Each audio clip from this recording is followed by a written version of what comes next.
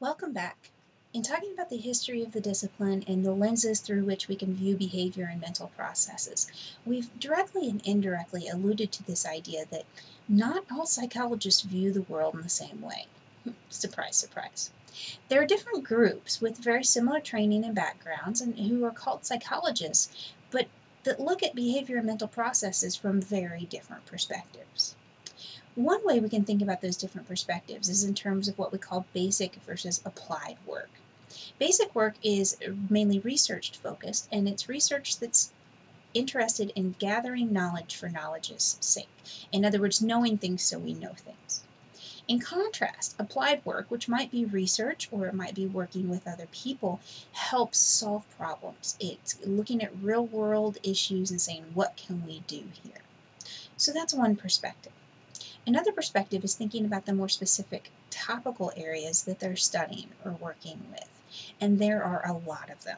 That's part of the reason I want you to not only read 9 to 11 in the prologue, but also in the appendix on A5 to A9, where our author gives a lot more details.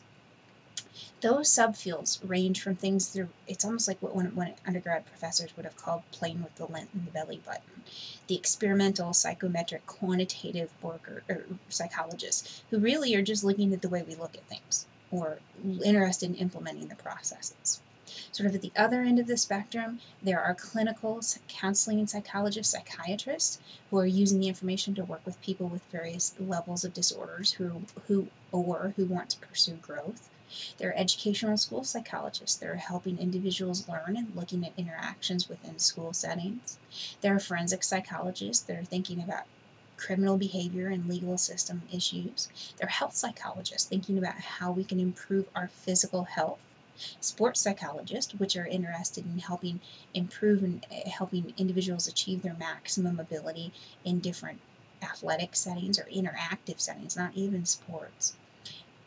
Not necessarily athletic competition, I guess I should say, or industrial organizational psychologists, which might be a little biased on my part since that's my training, but industrial organizational psychologists apply these things to interactions in the work setting, or as people are working together to accomplish some goal in an organization.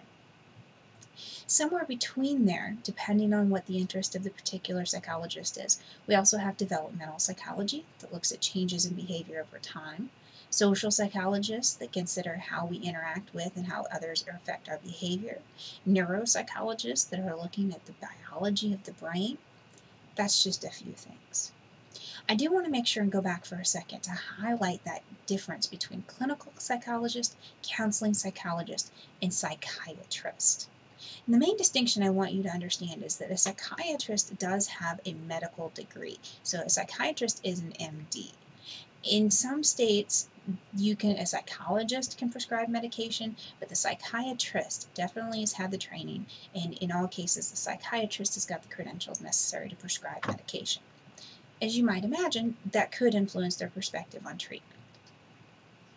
So, what do I want you to take away from this? Well, I guess I didn't put a takeaway slide in there. What do I want you to take away from this? I want you to understand that not all psychologists are the same. The perspectives might be very different, so that might mean we don't actually know everything after all. And then I want you to be familiar with the different perspectives that those psychologists do take, so you can think about, who might be, as you watch this movie, which type of psychologist might be interested, or which type of psychologist might be involved here. So,